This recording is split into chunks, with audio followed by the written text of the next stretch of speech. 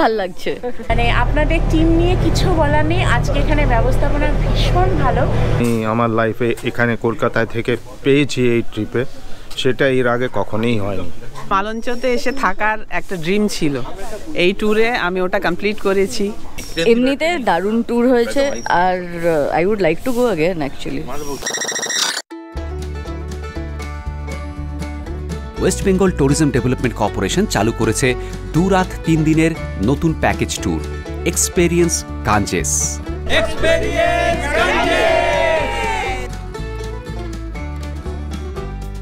খানিকটা ছোট বাসে করে আর খানিকটা গঙ্গায় স্টিমারে চড়ে এই 2 দিনের ট্যুরে নিয়ে যাওয়া হচ্ছে বেলুর মঠ, দক্ষিণেশ্বর কালীবাড়ি, ব্যারাকপুর, চন্দননগর, হুগলি ইমামবাড়া সহ আরও বেশ কিছু জায়গায়। ওয়েস্ট বেঙ্গল ট্যুরিজম ডেভেলপমেন্ট কর্পোরেশনের আমন্ত্রণে আমি আর পৃথ্বীজিৎ এই ট্যুরে যোগ দিয়েছিলাম 17 ডিসেম্বর 2021। এই প্রথম বাংলার কোনো ট্র্যাভেল ইউটিউব চ্যানেলের সঙ্গে রাজ্য পর্যটন দপ্তরের কোলাবোরেশন হচ্ছে। আমরা অনার্ড যে রাজ্য পর্যটন দপ্তর আমাদেরকে আমন্ত্রণ জানিয়েছেন তাদের এই নতুন ট্যুরের রিভিউ দেওয়ার জন্য। 2 রাতের এই ট্যুরে আমাদের রাতে থাকার ব্যবস্থা ছিল ব্যারাকপুরের মঙ্গলধারা ট্যুরিস্ট প্রপার্টিতে, যা আগে সুপরিচিত ছিল মালঞ্চ লজ নামে। দ্বিতীয় দিন দুর্দান্ত লাঞ্চের ব্যবস্থা ছিল চন্দননগরের জলশ্রীতে। এই ট্যুরের পুঙ্খানুপুঙ্খ বিবরণ থাকছে এই ভিডিওতে। চলুন শুরু করা যাক। ওয়েস্ট বেঙ্গল ট্যুরিজম ডেভেলপমেন্ট কর্পোরেশনের 2 রাতের নতুন ট্যুর গাঞ্জেস এক্সপেরিয়েন্সে সামিল হতে আমি আর পৃথ্বীজিৎ গত 17 ডিসেম্বর 2021 সকাল সকাল হাজির হয়েছিলাম ডালহাউসিতে। শীতের সকাল, আমি আর পৃথ্বীজিৎ এখন আছি ডালহাউসিতে, ওয়েস্ট বেঙ্গল ট্যুরিজম ডেভেলপমেন্ট কর্পোরেশনের অফিসের ঠিক সামনে। আজকে ওয়েস্ট বেঙ্গল ট্যুরিজম ডেভেলপমেন্ট কর্পোরেশনের আমন্ত্রণে আমরা এসেছি এদের নতুন চালু হওয়া গাঞ্জেস এক্সপেরিয়েন্স ট্যুরে সামিল হতে। যাত্রীরা গুছিয়ে বসতেই বাস ছাড়ল ঠিক সকাল 8:30টার সময়। পর্যটন বিভাগের তরফ থেকে আপনাদের অনেক অনেক স্বাগত জানাই। সেই দিন ব্যারাকপুরের অন্নপূর্ণা মন্দির ছিল আমাদের প্রথম ডেস্টিনেশন। গাড়ি ছাড়ার কিছুক্ষণের মধ্যেই সার্ভ করা হলো ব্রেকফাস্টের প্যাকেট। তাতে ছিল 2টো ডিম সিদ্ধ, চিকেন স্যান্ডউইচ, ফ্রুটি আর চিপস। এছাড়া জলের বোতল তো ছিলই। বিটি রোড ধরে ঘণ্টাখানেকের মধ্যেই ব্যারাকপুরের অন্নপূর্ণা মন্দিরে পৌঁছে গেলাম আমরা।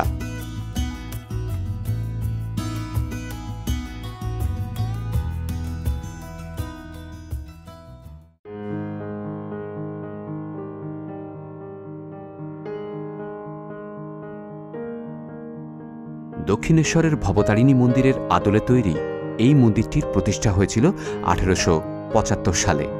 অনেকেই একে ছোট দক্ষিণেশ্বরও বলে থাকেন। দক্ষিণেশ্বরের মন্দিরের ঠিক 20 বছর পরে তৈরি হয়েছিল এই মন্দিরটি। তৈরি করিয়েছিলেন রানী রাসমণির কনিষ্ঠ কন্যা জগদম্বা। উনি ছিলেন শ্রী মথুরমোহন বিশ্বাসের স্ত্রী। 9টি চূড়া, তাই নবরত্ন মন্দির। গড়ে উঠেছিল 55 বিঘে জমির ওপর। কথিত আছে ঠাকুর রামকৃষ্ণ পরমহংসদেব স্বয়ং এই মন্দিরের জন্য জমি পছন্দ করেছিলেন।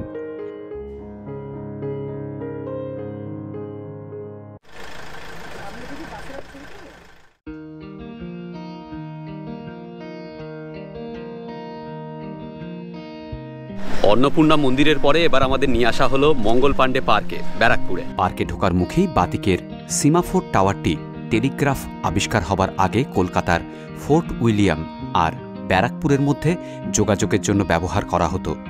দিনের বেলায় পতাকা আর রাতের বেলায় আলোর সংকেতের সাহায্যে তথ্য আদান প্রদান চলত। কলকাতা আর ব্যারাকপুরের মধ্যে আরও বেশ কয়েকটি এই রকম টাওয়ার ছিল। তার মধ্যে একটি প্রবর্তক জুট মিলের পেছনে রয়েছে। হুগলি নদীর একেবারে পারে ব্যারাকপুর ক্যান্টনমেন্ট বোর্ডের অধীনে সাজানো গোছানো এই পার্কটি স্থানীয় মানুষদের কাছে কিন্তু খুবই জনপ্রিয় জায়গা।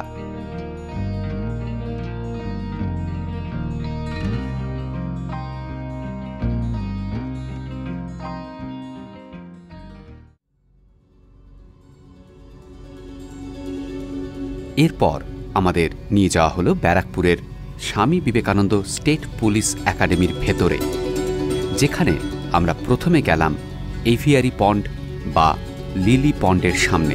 এগুলো হচ্ছে সেকেন্ড ওয়ার্ল্ড ওয়ারে যে সব নিউজ পেপারে খবরগুলো বেরোতো ওয়ার সম্বন্ধে, এখানে সব রাখা আছে। আর এটা হচ্ছে একটা রেখে দিয়েছে ছাউনি, মানে মঙ্গল পাণ্ডে যখন রিভল্ট করেছিল সেই আমলে সৈন্যদের থাকার ছাউনি।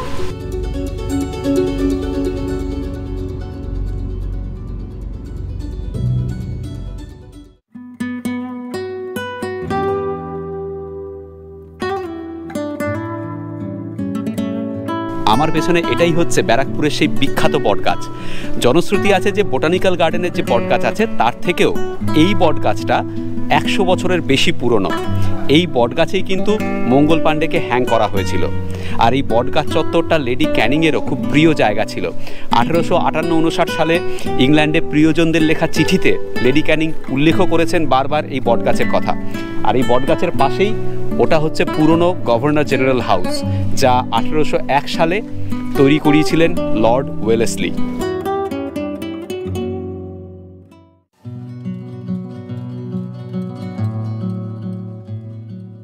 আমাদের পেছনের এই বাড়িটা, এটা হচ্ছে পুরনো গভর্নর জেনারেল হাউস, যেটা নির্মাণ কার্য শুরু হয়েছিল 1801 সালে। তখন এখানের গভর্নর জেনারেল ছিলেন লর্ড ওয়েলেসলি। আমার সঙ্গে আছেন ভোলানাথ বাবু, উনি এখন এই হেরিটেজ বিল্ডিংয়ের চার্জে রয়েছেন। এই ভবনের বাইরে রয়েছে একটি সূর্যঘড়ি, আর ভবনের ভেতরে রয়েছে শহীদ মঙ্গল পাণ্ডের সেল, সেই সাথে রয়েছে একটি মিউজিয়াম।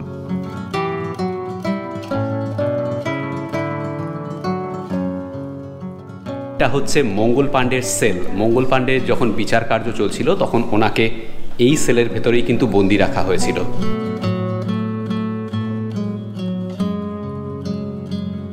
অপূর্ব সুন্দর এই হেরিটেজ ভবনটিকে দুর্দান্তভাবে মেনটেন করে রাখার জন্য রাজ্য পুলিশ একাডেমির অবদান অনস্বীকার্য।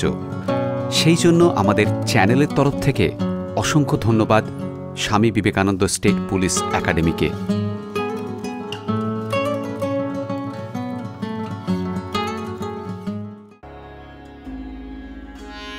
বটগাছ চত্বর থেকে একটু এগিয়েই বাদিকে রয়েছে লেডি ক্যানিংয়ের সমাধি আর লর্ড ক্যানিংয়ের স্ট্যাচু।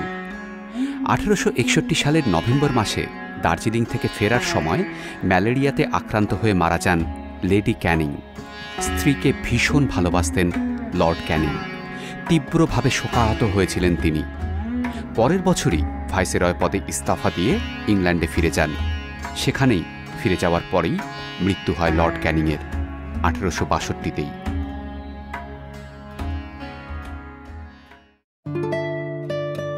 পুলিশ একাডেমি থেকে আমরা চলে যাই ব্যারাকপুরে রাজ্য পর্যটন দপ্তরের মঙ্গলধারা ট্যুরিস্ট প্রপার্টিতে, যা আগে পরিচিত ছিল মালঞ্চ লজ নামে।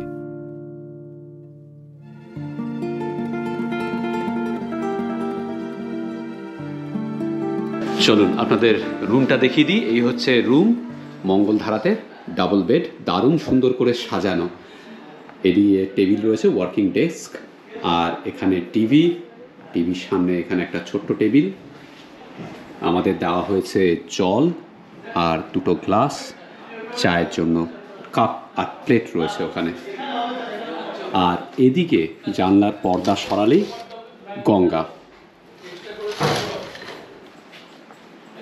এখানে বসার জন্য একটা ইজি চেয়ার রয়েছে, দেখতেই পাচ্ছেন পৃথ্বীজিৎ আরাম করে বসে মোবাইল খোঁচাচ্ছে। আর এখানে রয়েছে একটা টেবিল। কিছু বলবি? না কিছু না, mobile খোঁচাচ্ছে।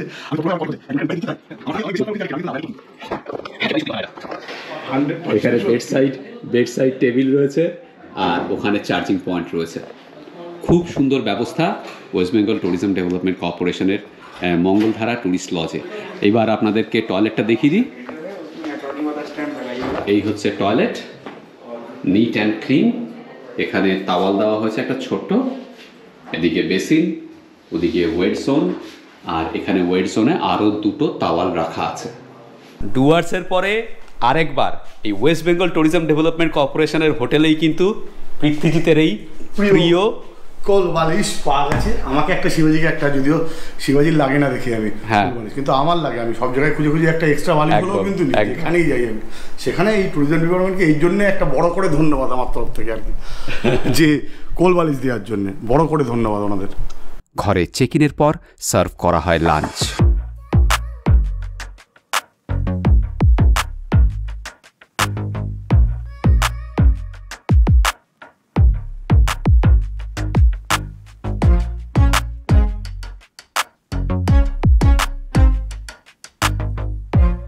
food is very nice. খুব ভালো লাগলো, অত্যন্ত ভালো, ইটস ভেরি টেস্টি। খাবার এক্সিলেন্ট, খুব টেস্টি খাবার। বয়স্ক লোকেদের জন্য খুব সুবিধা এসব খাবার। এখন বাজে হচ্ছে 3টে। এখান থেকে মানে ব্যারাকপুরের মঙ্গলধারা ট্যুরিস্ট লজ থেকে আমরা এখন রওনা দেবো গাড়িতে করে। আমাদের প্রথমে নিয়ে যাওয়া হবে হচ্ছে বেলুর মঠে, তারপর সেখান থেকে লঞ্চে করে গঙ্গা পেরিয়ে আমাদের নিয়ে আসা হবে দক্ষিণেশ্বরে। দক্ষিণেশ্বর মন্দির দেখে তারপর আবার গাড়িতে করেই আমরা ফিরে আসব এই ট্যুরিস্ট লজে। রাত্রিবাস হবে এখানেই। কাল সকালে আমরা লঞ্চে করে গঙ্গার ওপর দিয়ে চলে যাব হচ্ছে চন্দননগর, হুগলি, ইমামবাড়া এই সব জায়গায়।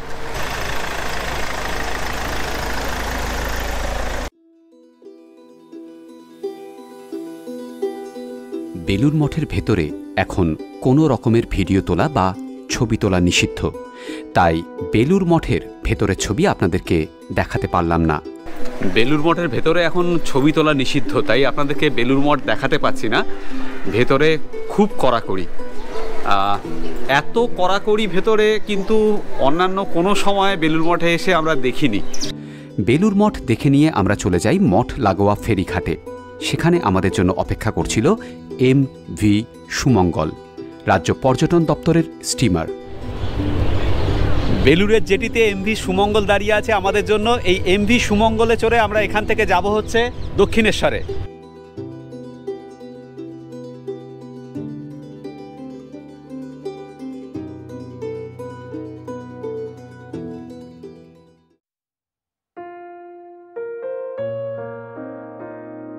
তখন সন্ধে নামছে, আকাশে চাঁদ। গঙ্গায় আমাদের MV সুমঙ্গলে চড়ে দক্ষিণেশ্বর অবধি এই ছোট্ট জলযাত্রা এই ভ্রমণে এক অন্য মাত্রা যোগ করেছিল।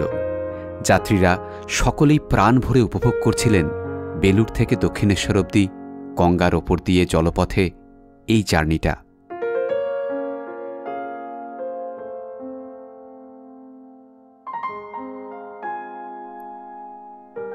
দক্ষিণেশ্বর মন্দিরেও বেশ খানিকটা সময় কাটালাম আমরা।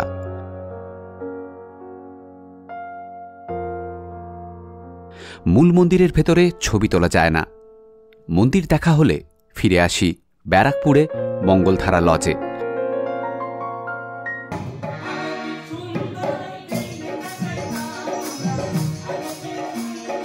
সেই দিন সন্ধ্যায় আয়োজন করা হয়েছিল বাউল গানের। কিছুক্ষণের মধ্যেই আমরা যাত্রীরাও মেতে উঠেছিলাম নাচ আর গানে।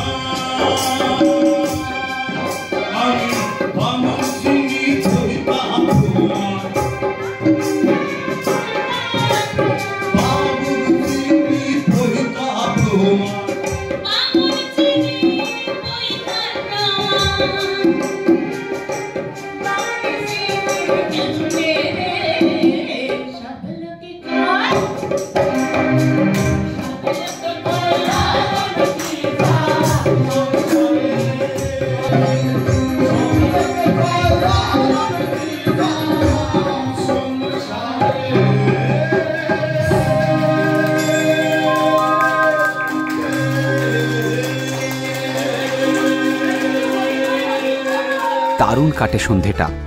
তারপর ডিনার সেরে ঘুম। পরের দিন আমরা MV সুমঙ্গলে চড়ে যাব চন্দননগরে।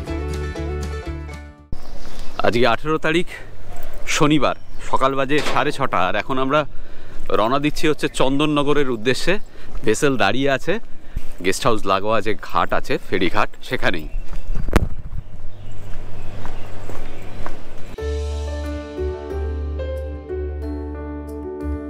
সবাই উঠে পড়তেই যাত্রা শুরু হলো।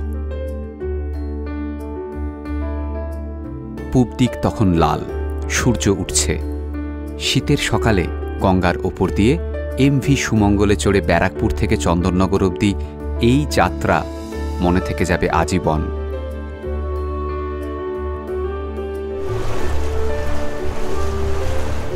সাধারণত এই পথে সময় লাগে 2 ঘন্টা, কিন্তু সেই দিন ভাটা চলছিল। স্রোতের উল্টো দিকে আমাদের সময় লেগেছিল 3.5 ঘন্টা। ব্রেকফাস্ট সেই দিন সার্ভ করা হয়েছিল স্টিমারেই। জলপথে চলতে চলতেই আমরা ব্রেকফাস্ট খেয়েছিলাম সেই দিন। দুর্দান্ত লাগছে সকালের এই জার্নিটা। ব্রেকফাস্ট দিয়েছে। ব্রেকফাস্টে আছে হচ্ছে চিকেন স্যান্ডউইচ, 2টো বয়েলড এগ, কলা আর ফ্রুটি, সাথে একটা লেজের চিপসও আছে আর মিষ্টিও আছে, লাড্ডু আছে।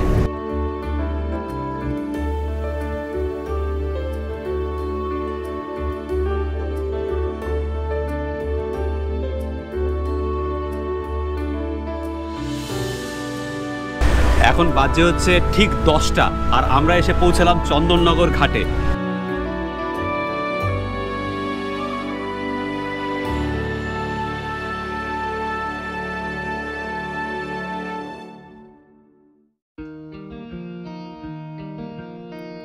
চন্দননগর ফেরিঘাটে আমাদের জন্য অপেক্ষা করছিল ফোর্স ট্র্যাভেরা। প্রথমে আমাদের নিয়ে যাওয়া হলো চুচুড়ার খাদিনা মোড়ের কাছে আয়েশবাগে সুসানা আন্না মারিয়ার সমাধিক্ষেত্রে। চুচুড়া ছিল ডাচ কলোনি। আন্না মারিয়া ছিলেন প্রভাবশালী ডাচ মহিলা, যার সম্পর্কে অনেক কিংবদন্তি আর লোকগাথা রয়েছে। এটা শোনা যায় এই সুসানা আন্না মারিয়া উনি সাংঘাতিক সুন্দরী এবং অসামান্য ব্যক্তিত্বের অধিকারিণী এক মহিলা ছিলেন। স্থানীয় লোকদের মধ্যে একটা জনশ্রুতি আছে, এই সুসানা আনা মারিয়া এই যে মহিলা, এনার নাকি 7 জন স্বামী ছিলেন। আর এই নিয়ে কিন্তু রাস্কিন বন্ডের একটা গল্পও রয়েছে, সুসানাস 7 হাজব্যান্ড। আর পরবর্তীকালে একটা পপুলার হিন্দি ছবিও হয়েছিল, প্রিয়াঙ্কা চোপড়া করেছিলেন, 7 খুন মাপ। এই ঘটনার ওপর বেস করি, রাস্কিন বন্ডের ওই গল্পের ওপর বেস করি। 1809 সালে আন্না মারিয়ার মৃত্যুর পর এই সমাধি করে তোলেন তারই ছেলে। আন্না মারিয়ার উইল অনুযায়ী তারই রেখে যাওয়া টাকায়।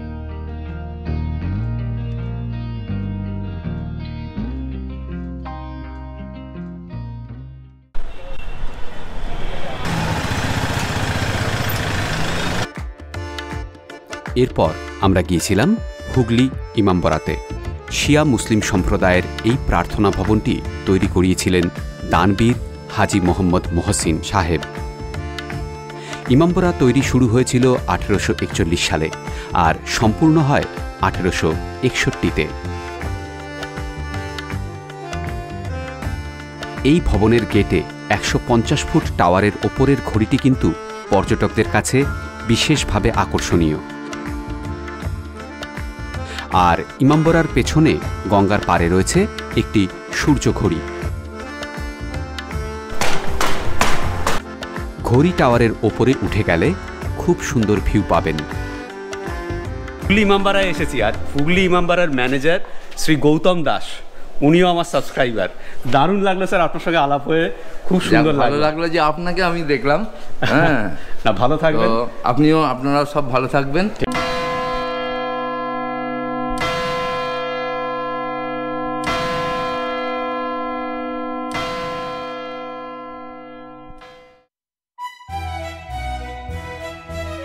আমাদের পরবর্তী গন্তব্য ছিল প্যান্ডেল চার্চ।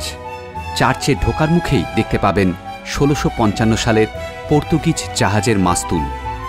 চার্চটি প্রতিষ্ঠা করা হয়েছিল 1599 সালে।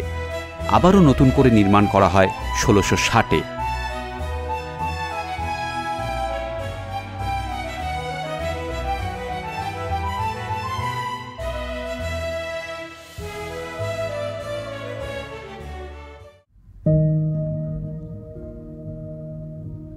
এরপরে আমরা গিয়েছিলাম দেবানন্দপুরে। অমর কথাশিল্পী শ্রী শরৎচন্দ্র চট্টোপাধ্যায়ের জন্মভিটে দেখতে। জন্মভিটে সংলগ্ন লাইব্রেরিটিও অবশ্য দ্রষ্টব্য।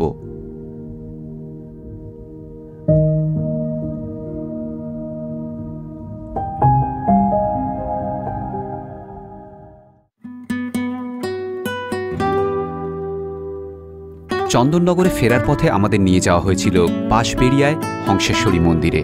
রাজা নরসিংহদেব এই মন্দিরের ভিত্তিপ্রস্তর স্থাপন করেন 1799 সালে, কিন্তু 1802 সালে রাজার মৃত্যু হলে মন্দিরের নির্মাণ কার্য সম্পন্ন করেন তার দ্বিতীয় স্ত্রী রানী শঙ্করী।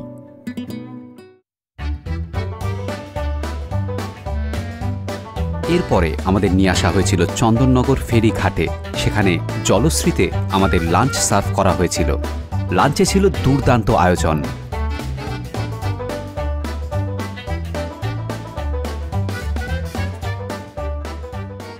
এখানে দিয়েছে হচ্ছে চিকেন, ডিম কারি আর সিজনাল ভেজিটেবলস দিয়ে একটা মিক্সড ভেজ, দুটো লুচি, পোলাও, রাইস, আর এখানে আছে পাঁপড় আর ডাল। সাংঘাতিক আয়োজন, মানে বিভৎস আয়োজন আর কি। আর ও পাশে একটা বেগুনি আছে, আর এটা চপ আছে কিছু, না খেলে বুঝতে পারছি না। একটা চপ হচ্ছে মোচার আর একটা চপ হচ্ছে চিকেনের, দুর্দান্ত। আরও আছে ডেজার্টে, প্রথমে হচ্ছে রাবড়ির পায়েস আর চাটনি আছে, ডালের মধ্যে কফি দিয়েছে, খুব খুব সুন্দর ডাল হয়েছে। আর এই হচ্ছে মোচার চপটা। আর বলার কিছু নেই, অনেক অনেক ভালো। এতগুলো আইটেম আমরা কেউ খেয়ে উঠতে পারবো কিনা জানি না, কিন্তু দারুণ খাবার। ভাত, ডালটা অসাধারণ, জিরে জিরে আলু ভাজা সেটাও ফাটাফাটি, মোচার চপ, চিকেন চপ দুটোই সুন্দর, এবং এখন লুচি দিয়ে মিক্সড ভেজ খাচ্ছি, সেটাও অসামান্য সুন্দর। সব তো ও খাচ্ছে, ও এনজয় করছে, কিন্তু ভাবছে যে বাড়ি গিয়ে এসবগুলো আসবে আস্তে আস্তে ফিরিস্তি। তো অসাধারণ একটা অভিজ্ঞতা। মন্ত্রীমশাইকে অসংখ্য ধন্যবাদ।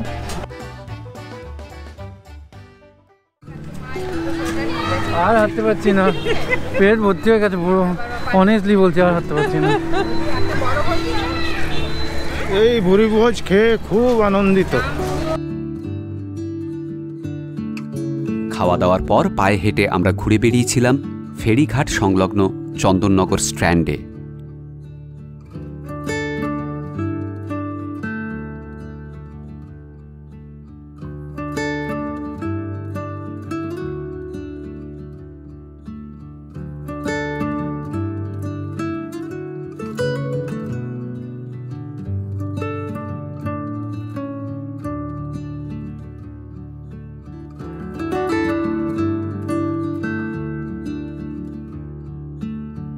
পায়ে পায়ে দেখে নিয়েছিলাম 1691-এ তৈরি স্যাক্রেড হার্ট চার্চটিও।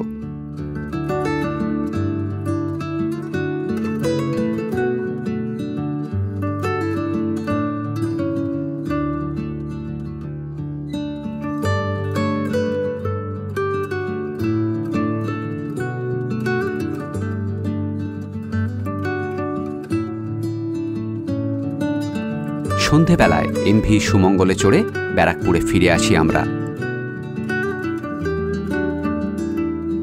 পরের দিন মঙ্গলধারায় ব্রেকফাস্টের পর ট্যুরের সমাপ্তি হয়। ফোর্স ট্র্যাভেরা চড়ে যাত্রীদের ফিরিয়ে নিয়ে আসা হয় ডালহাউসিতে। সম্পূর্ণ অপরিচিত কিছু মানুষের সাথে নিবিড় বন্ধুত্বের বন্ধনে আবদ্ধ হয়ে ঘুরে বেড়ালাম কলকাতা সংলগ্ন ঐতিহাসিক কিছু জায়গা।